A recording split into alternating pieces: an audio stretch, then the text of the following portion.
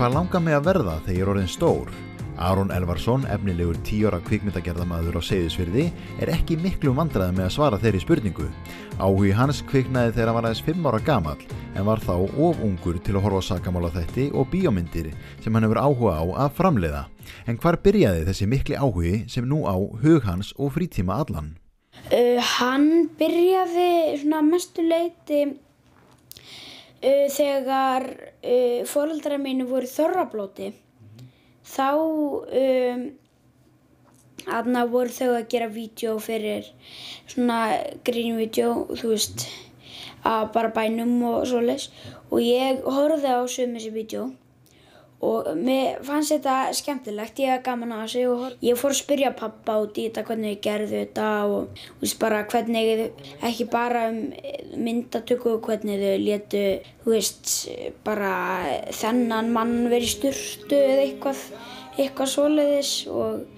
hafði svolítið svona gaman að hvernig þau hafi bara eitthvað verið að, þú veist, hvernig gera þetta og taka upp og svona.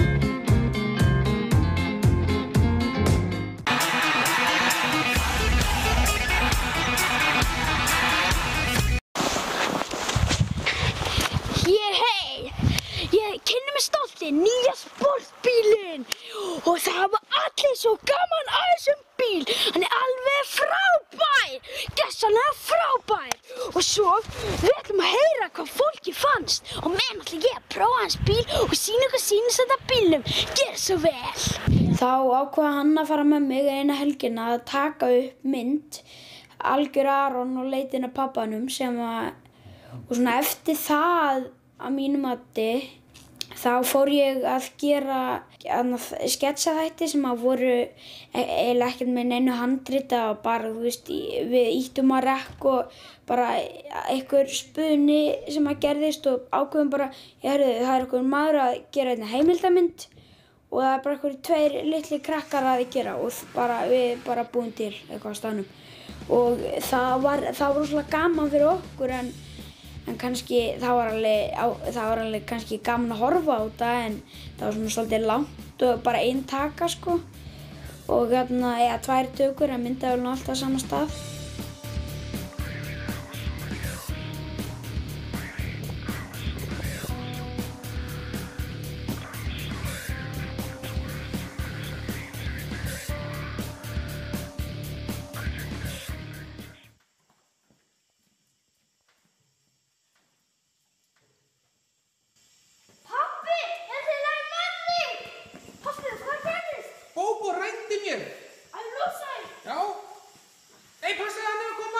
Hann hafði sko áhuga á svona hvernig tökur virkuðu þegar verið að klippa saman tökur og ég einhvern tíðan sagði við hann að ég myndi sýna honum einhvern tíðan hvernig þetta virkaði og hann suðaði svolítið það og endanum fórum við saman eina helgina og tókum upp svona litla stuttmynd saman til að sýna honum bara hvernig svona, ekki það ég sinni sérfræðingur í þessu en hvernig svona þessar tökur virkuðu þegar maður klippa saman atriði og hann fannst það rosa gaman og suðaði áfram en fór svo bara sjálfur að prófa að fikta og eftir það þá fór ég að horfa á Ófærð eða svona ég fekk aldrei að horfa á það. Ástæðan fyrir að við bara horfðum á fyrsta þáttinn og þau sáu mamma og pabbi að það var ekki svona alveg fyrir mig en sko ég bara ok, alla. Síðan fór ég í leikskólann. Þar var vinur minn sem var alltaf búinn að sjá hvern einasta þátt og ég þóttist alltaf vera búinn að sjá þetta og var búinn að sjá þetta og þú veist, horfði þetta alltaf og vissi alltaf hvað búið að gerast og við vorum alltaf í einhverjum leikjum úti í snjónum og ég var með smá dellu í smá tíma að ég vildi aldrei renna upp úlpunni og hvorki vera með húfu né vettlinga og veltandi upp á öllum snjónum og þá fór ég að gera þætti sem heitir Morðin undan storminum og þá kviknaði þessi áhugi eða alvöru sko að mínu mati.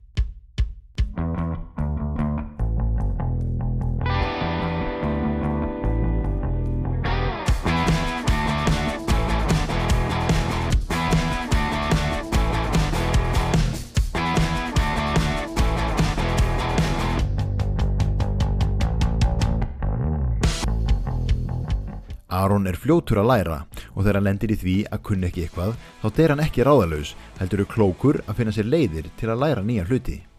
En síðan þegar afi minn var að vinna að Kaldaljósi, var kokkur þar, þá var leikstjórinn sem að Hilmar Oddsson og hann lét eiginlega alla sem að koma á myndinni, hvort sem voru kokkar eða bara létu alla fá handritið og afi var einn af þessum sem að fekk handritið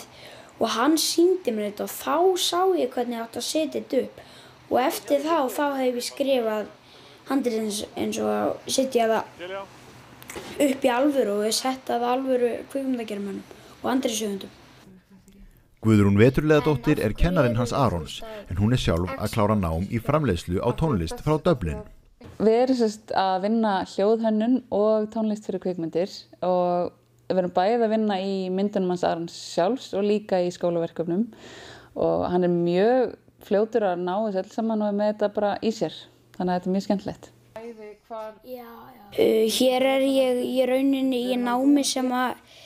ég er að bara læra hvernig ég á að gera þetta og þú veist, gera kvikmynd og tónlist, hvað hentar vel fyrir kvikmynd og tónlist og líka hljóð og ég nota líka svolítið mikið, þú veist, mitt eigið efni bæði bara til að það verði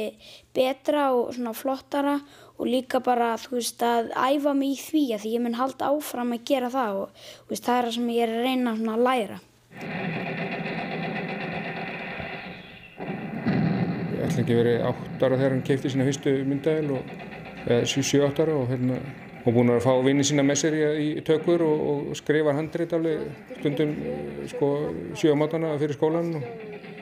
áður en alltaf kemur svona, hann er stundum kannski meir í handriti og svo tökum og svo klippa og síðan kannski komin einhver tækniatriði, svona einhver búið til sár og farða og svoleiðis, en alltaf einhvern veginn í þessum sama geira, þessum kvikmynda. Þannig að það er einhvern veginn maður sem búinn að vera kannski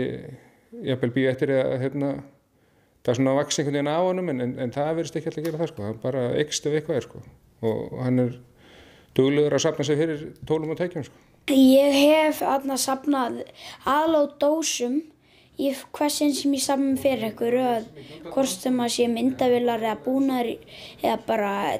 talva eða eitthvað, að þá er það ofta svona mest dósirnar. En fyrir þessa vél sem ég var að fá, þá er svona fjármögnun svolítið svona, þú veist, úr mörgum áttum, bæði dósir frá bara mér og síðan ömmu mínum og síðan því ég var að leika statista-hlutverk í Óferð, mér finnst það rosalega gaman og ég fekk 5.000 kall og pabbi fekk 18.000 kall, bara börn og foreldrar og hann gaf sér sinn penning. Þetta er myndavél sem er Canon sem er með bæði skjá og gati. Maður getur stillt manual fókus og það er sem sagt handverkufókus sem er stýrður hér og svo bara, þú veist, sem að vélinn sér sjálf. Og Aron er sannarlega duglegur að safna sér fyrir tækjakaupunum en hann er einnig duglegur að safna sér þekkingu og þá fylgir oft söfnunarárátta á tækjum og tólum með. Mér finnst gott, þú veist, gaman að hafa ljós, förðun, þú veist, klippa, skrifa handrit, taka upp, þú veist, ég er farin að pæla í alls konar hlutum. Og pæli bara mikið í bíómyndum og tökum þegar hann er að horfa myndir og ég held að sé bara búinn að éta upp allt íslenskt efni sem að kemst í. Ég ætla að taka mig svona smá tímabundna pásu í þessu og ætla að fara að gera leikrit. En síðan er í vinnslu sería. En ég ætla að vona það núna að ég